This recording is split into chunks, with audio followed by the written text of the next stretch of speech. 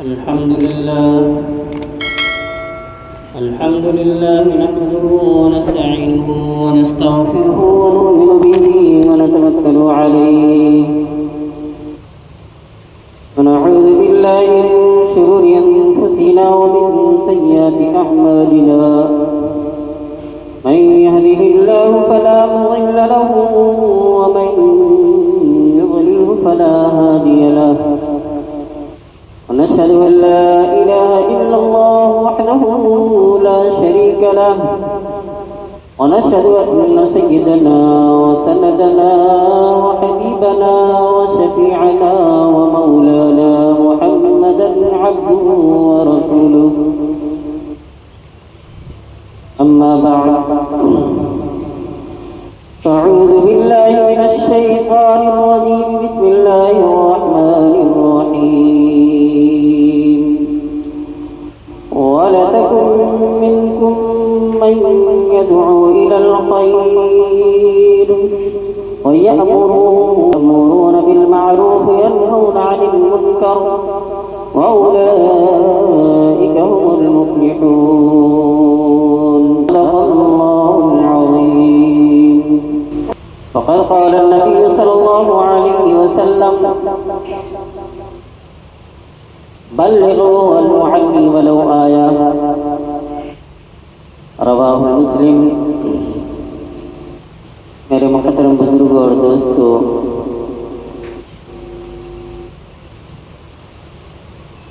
اور ملت اسلامیہ کے دھڑکتے ہوئے دلوں، اللہ تبارک و تعالی کا بہت بڑا احسان و کرم ہے کہ اس رب نے ہم سب کو اشرف المخلوقات بنایا اور امت محمدیہ کے اندر پیدا فرمایا.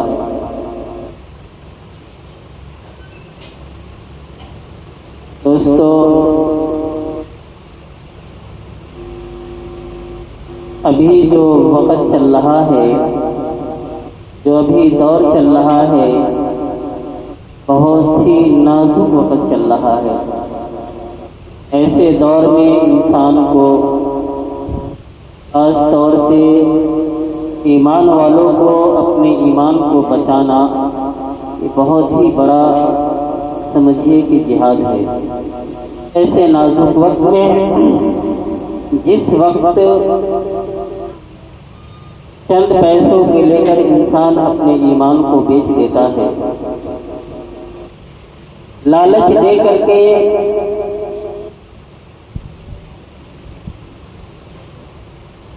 دولت کے پیسے کے لالچ دے کر کے انسان اپنے ایمان سے خارج ہو جاتا ہے.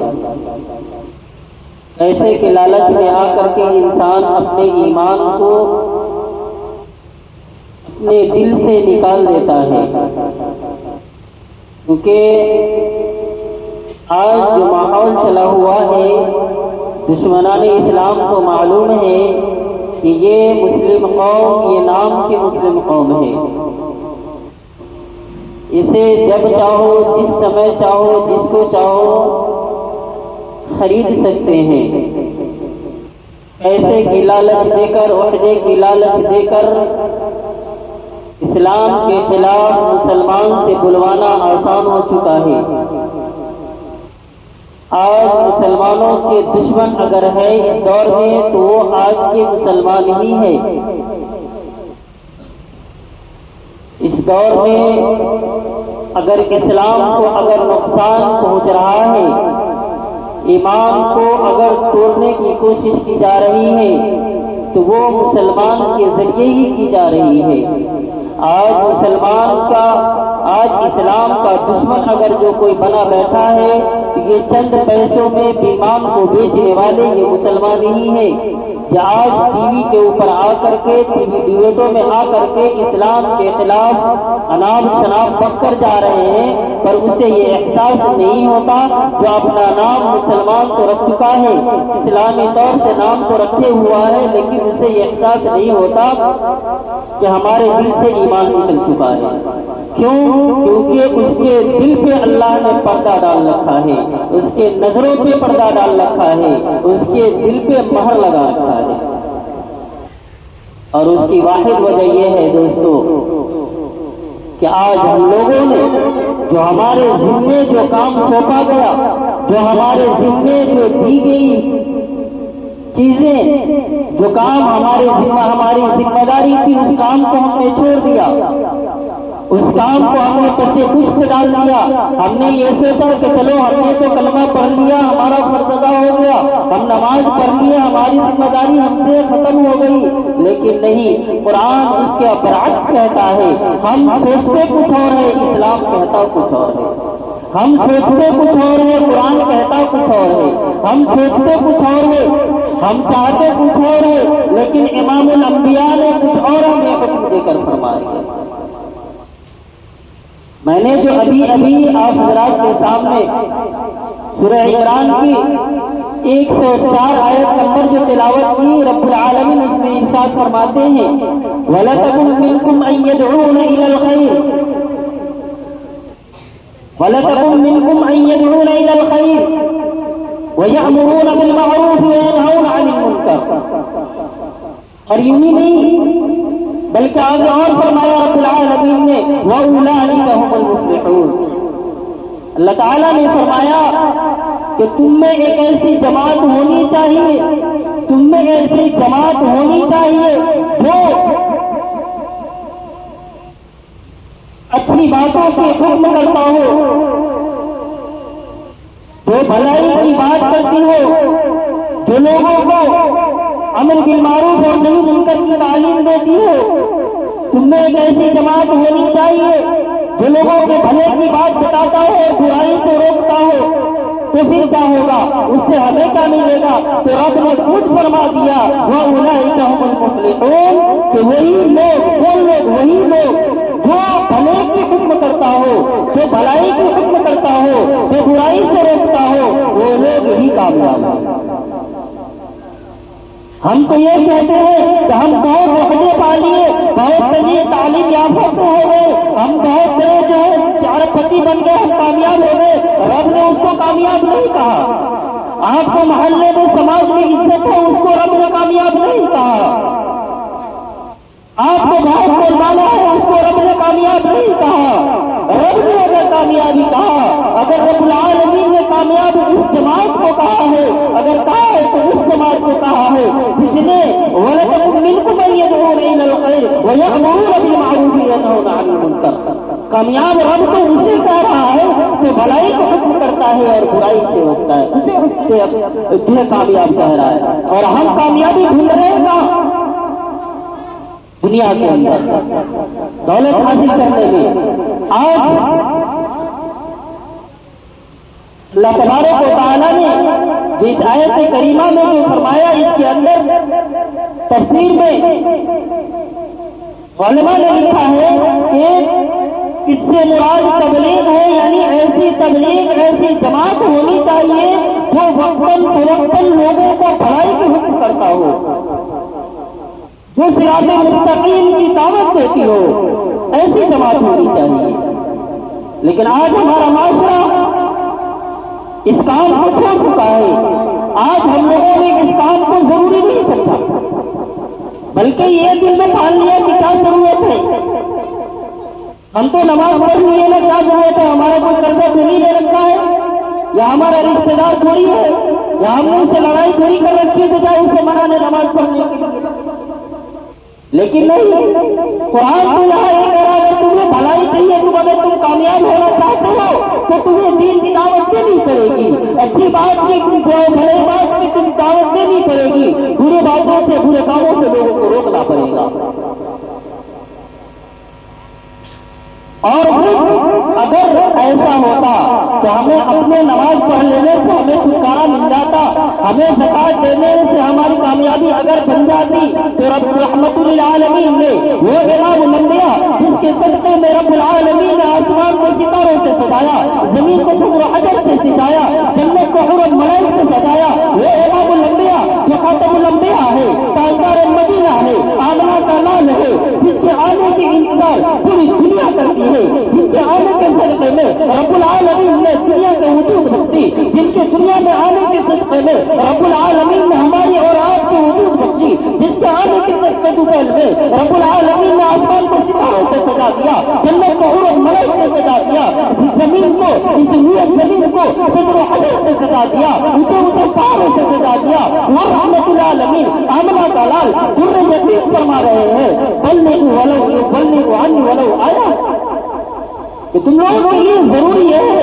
کہ ہر ایک فرد کے اوپر میری بات دوسروں تک پہنچاؤ, چاہے ایک ہی بات کیوں نہ ہو. اگر ایسا نہ ہوتا تو رحمت للعالمین یہ نہ فرماتے کہ میری بات دوسروں تک پہنچا دو. مطلب کیا ہے کہ میرے جانے کے بعد جو میری امتیں آئیں گی ان تک تمہارے لیے ضروری ہے کہ میری بات کو پہنچاؤ.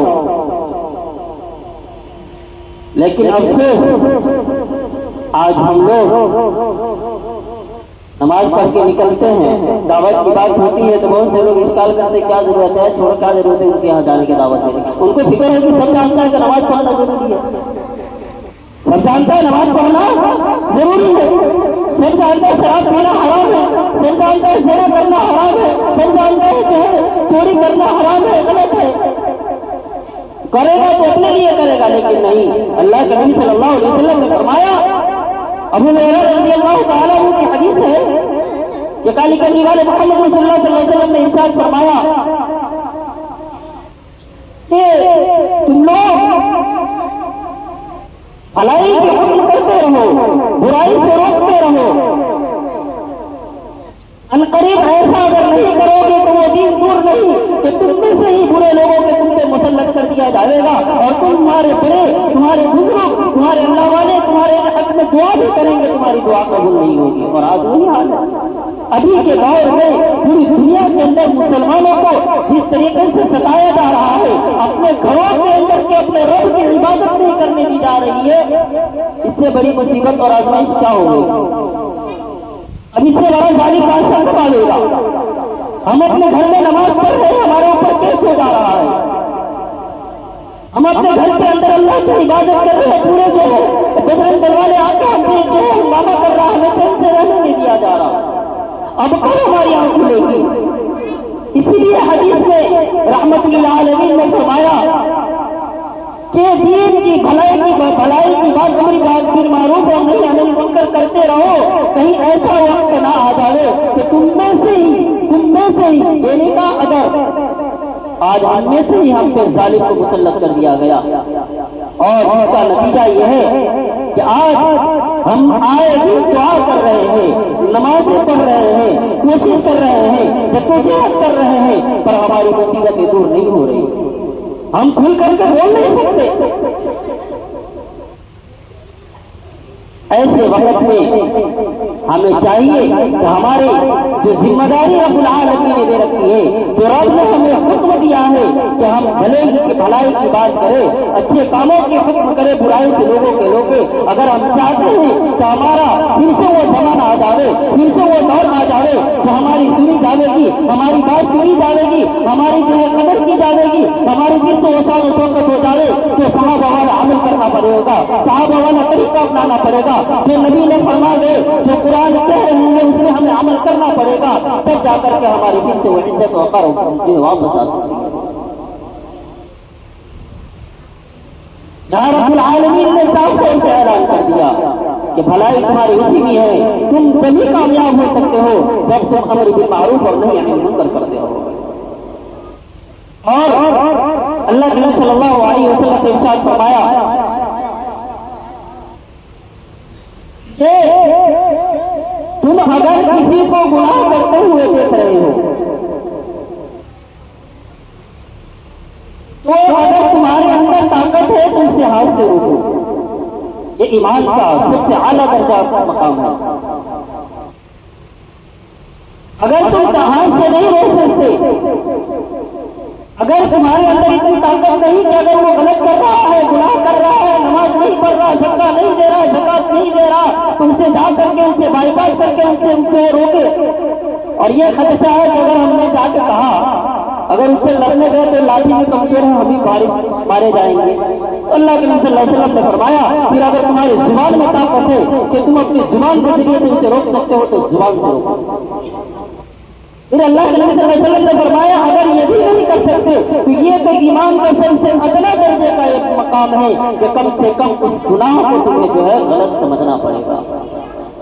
غلط سمجھنے کا طریقہ کیا ہے؟ اس آدمی سے نفرت نہیں کرنا ہے بلکہ اس گناہ سے جس وقت وہ گناہ کر رہا ہو اس وقت ہمیں اس جگہ سے سائڈ ہونا پڑے گا. یہ نہیں کہ ساتھ میں جو ہے چائے پی رہے ہیں اور ساتھ میں جو ہے شراب پی رہا ہے وہاں پہ بیٹھ کر کے ہاں بھر رہے ہیں. اور یاد رکھنا دوستو آج جو ہم لوگ نماز پڑھتے ہیں زکوٰۃ دیتے ہیں اور یہ سوچتے ہیں کہ اللہ تبارک و تعالی جو ہے ہمارا بیڑا پار کر دے گا, ہمارے گھر میں ہم نمازی ہماری بیوی نمازی نہیں ہے ہماری مغفرت ہو جائے گی, ایسا نہیں.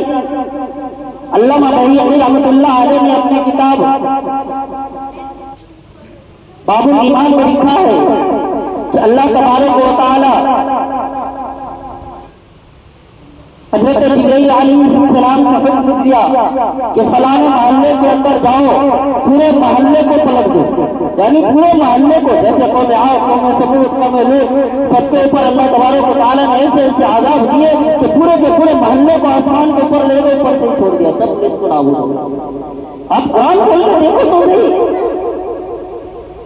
ہم لوگ اتہاس بھولتے ہیں ادب کتابوں سے. رب نے ہمیں ایک ایسی کتاب دے رکھی ہے جو اس میں اتہاس بھی ہے, بھگوان بھی ہے, سائنس بھی ہے اور سارے علم اس کے اندر موجود ہے, سچے واقعات بھی ہے, سچے کہانیاں بھی اس کے اندر موجود ہے. تو حضرت جبرائیل علیہ السلام سے جب اللہ رب العزت نے فرمایا کہ جبرائیل جاؤ فلانے محلے کو پورے محلے کے ایک ساتھ اٹھا کر کے رشت نابود کر دو, حضرت جبرائیل نے فرمایا کہ اللہ اس کے اندر آپ کے ایک ایسے بندے بھی موجود ہیں جو فلک جھپکتے آپ کی کہیں نافرمانی نہیں کی, یعنی جتنا ٹائم فلک جھپکنے میں لگتا ہے نا اتنی بھی آپ کے ذکر سے غافل نہیں ہوا, اتنی دیر بھی آپ کی نافرمانی نہیں کی, یعنی 24 گھنٹہ وہ آپ کے ذکر میں آپ کی فرما برداری میں لگا رہتا ہے. تو اللہ رب العزت سے فرمایا تو ایسا کرو پورے محلے کو اٹھاؤ اور اسی کے اوپر پٹک دو, پورے محلے کو اٹھا کر کے اسی آدمی کے اوپر جو اللہ والا جو نہیں کہنا اسی کے اوپر پٹک دو. حضرت جبرائیل علیہ السلام نے کہا ہے اللہ ایسے کیوں ہوتا, آپ کا نیک بندہ ہے نا, اب تک تو آپ رہے کہ پورے اٹھا کے ایسے پٹک دو لیکن اب یہ کہہ رہے کہ اس کے اوپر پٹک دو. تو رب العالمین نے فرمایا کہ اے جبرائیل یہ سچ ہے کہ 24 گھنٹہ میری عبادت میں گزار کر رکھا, لیکن وہ اس سے کبھی بھی چہرے پہ شکن تک نہیں آئی کہ اس نے دیکھا لوگوں کو گناہ کرتے ہوئے اس کا پڑوسی گناہ کرتا رہا, اس کا پڑوسی بے نمازی رہا, پورا محلہ جو ہے شرک میں مبتلا رہا, لیکن اسے ایک ذرہ بھر غم نہیں ہوا کہ اسے کبھی وہ دعوت دے دے کہ صراط مستقیم. اس لیے سب سے بڑا گنہگار وہ اس کے اوپر جا کر پٹکا. تو بھی کہہ سکتے تھے نا کہ اللہ میں تو اپنی عبادت کر رہا تھا, اس کے میں کیا ذمہ دار ہوں. اور اس کا یوں مثال دے کر کے امام بخاری رحمۃ اللہ علیہ نے ایک حدیث نقل کی ہے پورا کفل مشکلات کے اندر جو حدیث نمبر 2686 میں امام بخاری رحمۃ اللہ علیہ نے ایک حدیث نقل کی ہے اور اللہ کے نبی صلی اللہ علیہ وسلم نے مثال دے کے سمجھایا کہ آج جو ہم لوگ کہتے ہیں نا کہ ارے ہم عبادت کر رہے ہیں, ہم تو کھا لے رہے ہیں دنیا دار چولہا بھاڑ میں, ہم تو سیدھے راستے پہ چل رہے ہیں, دوسرے سے کیا لینا دینا. امام بخاری نے اس حدیث کو نقل کیا ہے جس کا راوی نعمان بن بشیر رضی اللہ تعالیٰ عنہ ارشاد فرماتے ہیں کہ کالی کلی والے محمد رسول اللہ صلی اللہ علیہ وسلم نے فرمایا کہ حدود اللہ سے جو مداہنت کرتا ہے, جو شریعت کے خلاف چلتا ہے, اسے اگر کوئی نہیں روکتا تو اللہ تبارک و تعالیٰ اس کو اس کے ساتھ سب کو جو ہے اس سب کے ساتھ اسے بھی عذاب دیتا ہے. اور اسے مثال میں فرمایا کہ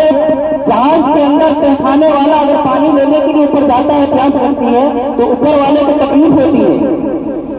اکثر آپ نے دیکھا ہوگا ٹرینوں کے اندر اگر ہمارا فرسٹ اے سی کا ٹکٹ ہے, اگر کوئی ریزرویشن والا آ جاتا ہے, اگر ادھر پانی ختم ہوگا یا الیکٹرک جام ہو گیا, کہاں ادھر آ دیا, لگتا ہے پورے ٹرین کو خرید رکھے. بھائی ہم نے پیسہ لگایا اسپیشل کا ٹکٹ لے رکھا ہے نا. ٹھیک اسی طریقے سے امام الانبیاء کالی کلی والے محمد صلی اللہ علیہ وسلم نے فرمایا کہ نیچے والا جو اوپر جاتا ہے پانی لینے, اوپر والا منع کرتا ہے کہ تم بار بار اوپر آتے ہو, ہمیں تکلیف بتایا کرو اوپر ہم نہیں پانی دیں گے، تو بیچارہ کیا کرے گا؟ پیسہ گھر کو نہیں ڈالے گا نا، اسے جائے گا تو نیچے سے ہی لے لے گا کے، تو نیچے جہاز کے اندر سے باہر کھولے گا نہیں، تو وہ کیا کرے گا؟ وہ تختہ کو توڑے گا پانی لینے کے لیے، جب تختہ توڑے گا پانی آئے گا تو صرف نیچے والا ہی پھر ڈوبے گا۔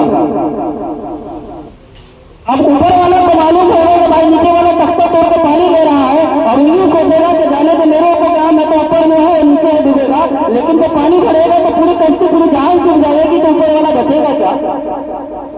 تو امام الانبیاء نے مثال دے کے سمجھایا کہ جب اوپر والا نیچے والوں کو پانی نہیں دیا اور وہ جب تختہ توڑ کے پانی لینے لگا اور اوپر والا اگر آ کے نہیں روکے گا تو یاد رکھنا سب غرق ہو جائے گا۔ کہ کسی طریقے سے اگر تم میں سے اگر کوئی لوگ کسی کو اگر دیکھتے ہو گناہ کرتے، کسی کو دیکھا اگر وہ گناہ کر رہا ہے، وہ نماز نہیں ہے، زکات نہیں دیتا، اللہ کی نافرمانی کو عام کر رہا ہے، اگر تم نے اسے نہیں روکا تو یاد رکھو رب کا جب عذاب آئے گا، رب العالمین جب عذاب دے گا تو صرف اس میں وہ ایک گنہگار بے نمازی نہیں جائے گا، اس میں تم بھی نصف نابود ہو جاؤ گے، اس میں تم بھی نصف نابود ہو جاؤ گے۔ اسی طریقے سے حضرت عبداللہ ابن عباس رضی اللہ تعالیٰ عنہ سے مروی ہے کہ اللہ کے نبی صلی اللہ علیہ وسلم نے ارشاد فرمایا کہ تم میں بہتر شخص وہی ہے اور بھلائی تمہارے لیے اسی میں ہے کہ تم امر بالمعروف و نہی عن المنکر کرتے رہو، نہیں تو وہ دین دور نہیں کہ تم میں سے ہی ایک ایسے بادشاہ کو تم کو مسلط کر دیا جائے گا، تم میں سے ایک ایسے لوگ کو تم کو مسلط کر دیا جائے گا جو تم کو ظلم ستم ہوگا، اور اس وقت تمہارے بڑے یعنی کہ تمہارے ولی، تمہارے اللہ والے، تمہارے علماء، تمہارے صلحاء بھی دعائیں کریں گے، لیکن تمہاری دعا قبول نہیں ہوگی، اور وہ آج کا دور چل رہا ہے میرے محترم بزرگ اور دوستوں۔ اسی لیے ضرورت اس بات کی ہے کہ ابھی کا وقت میں جو ابھی مسلمانوں کے ساتھ جو حالات بن رہے ہیں، اس کی واحد وجہ یہ ہے کہ ہم نے دعوت تبلیغ کا کام چھوڑ دیا، ہم نے ایمان کے کام چھوڑ دیا، ہم نے اپنے ایمان پر محنت کرنا چھوڑ دیا، اور جس کا